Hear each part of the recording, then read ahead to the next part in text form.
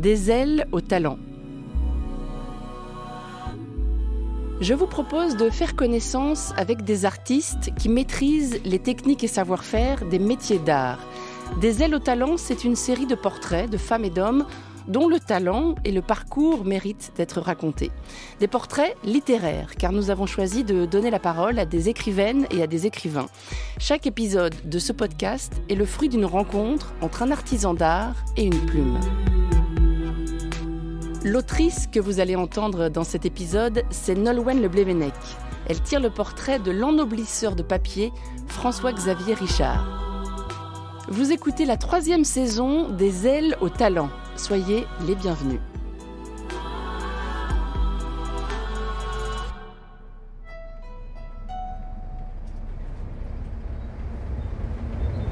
Dans le train, en direction de Tours, je dévore ma lèvre d'anxiété. Si je fais ça, c'est parce que je ne comprends pas les articles sur le papier peint à la planche. J'aimerais que François-Xavier Richard, qui en a fait son métier, et que je rencontre dans moins d'1 heure, ne me prenne pas pour une idiote. J'aimerais même l'inverse, qu'il se dise « Mais dis donc, c'est dingue, elle a tout compris ». Le problème, c'est que j'ai beau lire des dizaines d'articles sur l'atelier de François-Xavier, le processus de fabrication du papier peint à la planche me résiste, les efforts de concentration ne servent à rien, je ne visualise pas, mon cerveau reste vide, comme devant l'opération 87x13. En arrivant à l'atelier d'Ophar, à Tours donc, je rencontre l'artiste François-Xavier, qu'on appelle ici François. C'est un homme de taille moyenne, dense, avec des cheveux de lion, des cheveux blonds et mi-longs de lion, sur lesquels je ne peux malheureusement pas m'attarder, puisque, comme je viens de vous le dire, mon urgence est de comprendre cette affaire de papier peint à la planche. Pas imprimé ou sérigraphié, le papier, mais peint à la planche. Je vois d'abord une très longue table qui serait bien utile si je me mariais à Tours, mais ce n'est pas prévu. Grâce à mes lectures du train, je sais qu'elle sert de support pour appliquer la couleur de fond du papier peint. Pour cela, on étale dessus une bande de papier vierge, on prépare le pot de peinture, par exemple du jaune, puis l'artisan se lance dans un rituel bizarre qu'on appelle le dripping.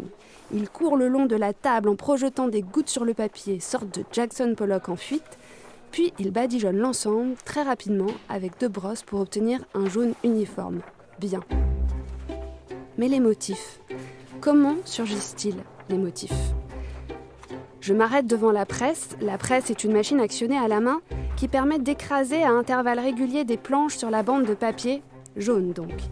Ces planches en bois sont doublées d'une matière résineuse gravée. Pour faire apparaître des cerises, par exemple, il faudra abattre une planche gravée de tige qui aura été trempée dans le verre, puis, lors de ce qu'on appelle une repasse, une planche gravée de petites sphères imbibées de rouge. Pour l'avoir lu, je sais que le secret de l'atelier d'Ophar tient à la fabrication automatisée de ces planches. Je m'approche en crabe de la cabane en bois qui abrite le robot magique. Personne ne m'en empêche, c'est décevant. En France, il y a très peu d'intensité autour des secrets industriels. À l'intérieur de cette cabane, une grosse aiguille reproduit sur les planches les dessins préalablement réalisés par François-Xavier à l'ordinateur. Voilà pour les motifs. Bon, j'ai tout compris. Quand on s'installe, l'artiste et moi, dans son bureau, une pièce haute de plafond avec une table en bois au centre, je suis détendue, je peux même regarder ses cheveux, je m'offre le luxe d'être un peu moqueuse, je le lance sur le dripping. Pourquoi quand tu fais de la couleur, là, le fond de couleur sur les laits, tu fais un dripping, tu cours d'abord ? Ça se faisait comme ça au 18e. Ça, c'est les choses vraiment qu'on a voulu garder. Et il y a des fois, il y a des choses tellement simples qui marchent tellement bien. On prépare son terrain, on prépare sa couche, on vient se... Voilà. Je dis oui, je sais, et on dit d'ailleurs qu'on couche les fonds. Il acquiesce. Ma crédibilité est immense, l'ambiance incroyable. Je peux maintenant m'atteler à comprendre quelque chose d'autrement plus compliqué que le papier peint. François-Xavier Richard lui-même. 2 heures d'entretien m'ont permis de me faire une conviction forte sur lui. François-Xavier est un artiste de la campagne, comme il y a des rats des villes et des rats des champs. On retrouve chez lui des caractéristiques typiques de l'artiste de la campagne, c'est-à-dire un mélange de rugosité et de souplesse, de tradition et d'ouverture, un goût pour le minuscule et une folie des grandeurs. Comment devient-on un artiste de la campagne ? Premièrement, et très logiquement, il faut avoir vécu à la campagne, ce qui est le cas de François Xavier, qui a grandi dans les environs d'un petit village qui s'appelait Bois-Grenier, pas loin de Lille. Vers 10 ou 11 ans, il déménage dans le Gers, une autre campagne, où la nature est plus rouge et où les chiens se moquent des voitures.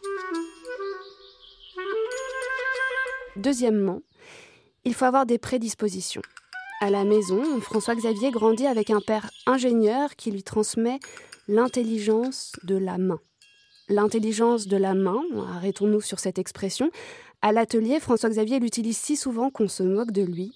Cela ne l'arrêtera pas parce que cette expression dit quelque chose qui est pour lui essentiel. C'est cette intelligence de la main qui leur a permis à son père et lui de confectionner les machines dont on vient de parler.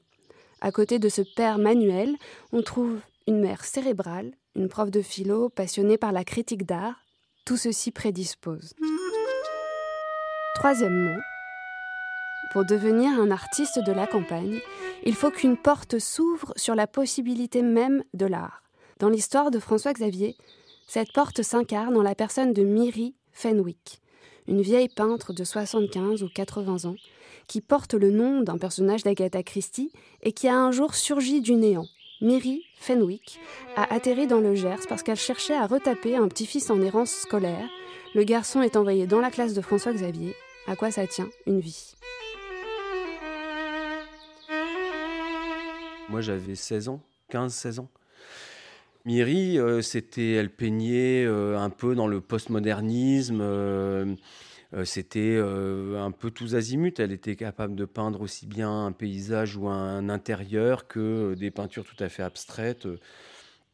Elle avait une bonne patte, elle avait surtout, et puis elle avait un tempérament d'artiste. C'était quelqu'un aussi qui avait une histoire incroyable. Une princesse de Rosinski, sa famille avait dû fuir la Russie, etc. Enfin, c'est toute une histoire. Donc c'est tout ça qui nourrit un peu et la légende et l'attrait pour ce genre de personnes.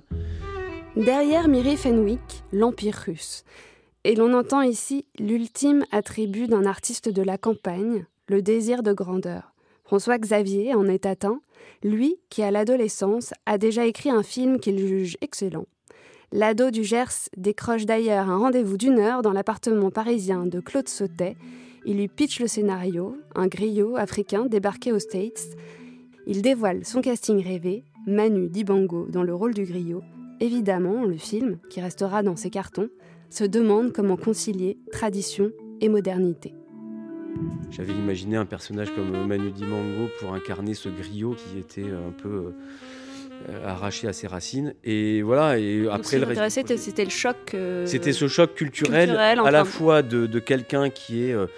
C'est un double choc, c'est-à-dire que c'était aussi le choc pour ces cultures occidentales de redécouvrir leur culture d'origine. Et il y a, je pense aussi, cette dimension très importante pour moi des cultures primitives ou primaires, mais primaires une fois encore, premières en fait, comme une naissance, qui sont très importantes. Enfin, moi, j'oublie jamais, j'essaie de ne jamais oublier totalement le passé. Alors, c'est pas une complaisance dans le passé, c'est-à-dire que l'idée, c'est pas de dire que tout est dans le passé, mais c'est de dire que le futur ne peut qu'être enrichi du passé. Il ne peut, en s'appuyant sur le passé, il ne peut que prendre plus de force. Le futur, parlons-en. Comment ça grandit un artiste de la campagne ? Réponse, ça se bagarre. Ça se bagarre aux Beaux-Arts d'Angers, où on le regarde comme un petit cateau avec de la boue sur ses pieds. Ça lutte contre ses propres fantasmes, puisqu'à l'école, les professeurs n'ont pas du tout des gueules d'artistes. Ça se bagarre aussi dans sa famille, devenue trop statique. Et quand ça ne se bagarre pas, ça construit. Car n'ayons pas peur des clichés, l'artiste de la campagne est un homme monogame. François Xavier vit avec sa femme depuis 32 ans. Il l'a rencontrée alors qu'il était en première année aux Beaux-Arts et qu'elle étudiait dans le bâtiment d'en face, au conservatoire. Dans le cadre d'un projet opéra, les deux institutions ont collaboré. François Xavier a monté les décors d'une pièce de Purcell dans laquelle elle chantait. 2 enfants sont nés, qui ont grandi et s'activent désormais dans l'atelier paternel. La sortie des Beaux-Arts pour François Xavier, qui est devenu un père de famille, est un moment déterminant. Comme l'artiste de la campagne ne possède ni parents célèbres, ni de loft quelconque, il doit, selon ses termes, croûter. Le jeune homme a la chance de sortir de l'école au moment où se monte dans un collège d'Angers une filière d'excellence sur les métiers de l'art. Le papier peint à la planche est au programme. On lui propose de le prendre en charge. Hésitation, il n'y connaît rien. Pour lui, le papier peint est un truc de ringard, louche, avec des effets de matière moche, des produits cheap, c'est du toc, un truc sans intérêt. Allez, même, il le dit, pour lui, c'est l'antéchrist. Mais d'un autre côté, il aime l'idée de participer à la revalorisation des métiers manuels. Il pense à son père, coincé dans les chiffres toute sa vie, alors qu'il aurait voulu utiliser ses mains. Et puis on le rappelle, il faut croûter. En animant cet atelier, François-Xavier découvre un univers plus riche qu'il ne l'imaginait. Il découvre surtout le papier. Donc il y a un aspect physique, il y a un aspect aussi... quand on travaille, que ce soit vous à écrire, nous à dessiner, ou voilà, même un musicien, ou même... Et même à l'ère du digital, on garde un rapport au papier. C'est presque le premier rapport physique à la pensée, c'est le papier presque. Pour moi, c'était ça. C'est que on met sur le papier les premières choses. C'est presque la matrice. Tandis que, soyons honnêtes, les collégiens ne sont la matrice de rien. Bientôt, François-Xavier les délaisse pour des petits chantiers. Il reconstitue par exemple le papier peint de la maison de Georges Sand. Il fait ça à l'arrache, mais tout le monde est content. Et poussé par ses premiers succès, il monte l'atelier Dauphard, du nom de l'île de Saumur où il l'installe. Le nom est symbolique, la Loire est un fleuve dangereux, l'île Dauphard permet de passer d'une rive à l'autre. C'est très beau, mais cela ne suffit pas. Des difficultés managériales, le 11 septembre qui effondre le marché américain, tout cela précipite une fuite vers Tours, où l'activité de papier peint reprend à zéro, puis décolle, rejointe quelques années plus tard par l'exploitation d'une autre technique du passé.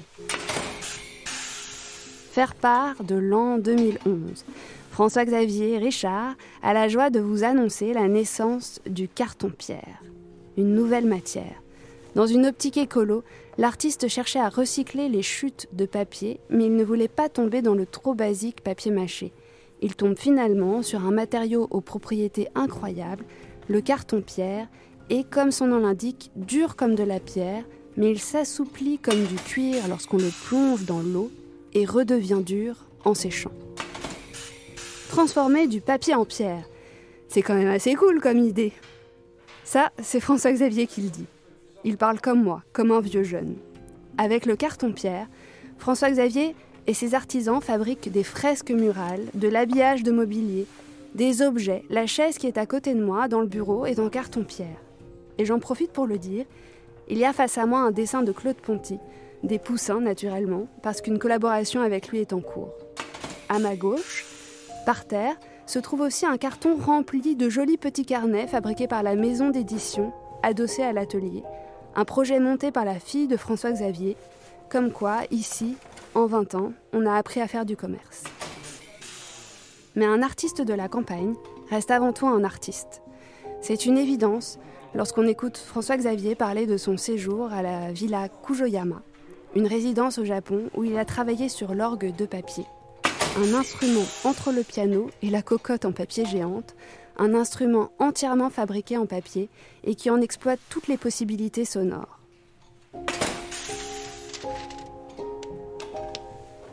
Et donc avec ce projet de l'orgue de papier, c'est-à-dire que je partais là-bas pour travailler sur le son du papier. Le fait de faire un orgue de papier, c'est pas un orgue avec des tuyaux, hein, c'est un peu comme un gamelan d'une certaine manière, c'est-à-dire que c'est un espace sonore dans lequel il y a plein de mécanismes qui mettent en œuvre des papiers. Il y en a là, par exemple, ça c'est des fouets de papier, il y a des perforeuses à papier, il y a plein de systèmes qui permettent de retrouver des sons de papier ou de travailler sur des sons de papier. Et tous ces sons de papier qui accompagnent notre quotidien, même les pages d'un livre qu'on tourne, un papier qu'on froisse, etc.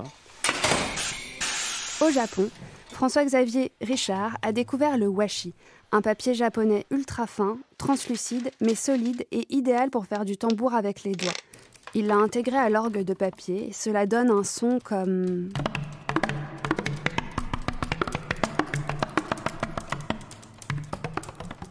Ça donne la chair de poule, et cela vous remplit de douceur, jusqu'à ce que les bruits de la SNCF, du train de retour, vous rappellent à vous-même et à votre pauvre statut, celui d'écrivaine des villes. C'était le portrait de l'ennoblisseur de papier François-Xavier Richard, un texte écrit et lu par Nolwenn Le Blévenec.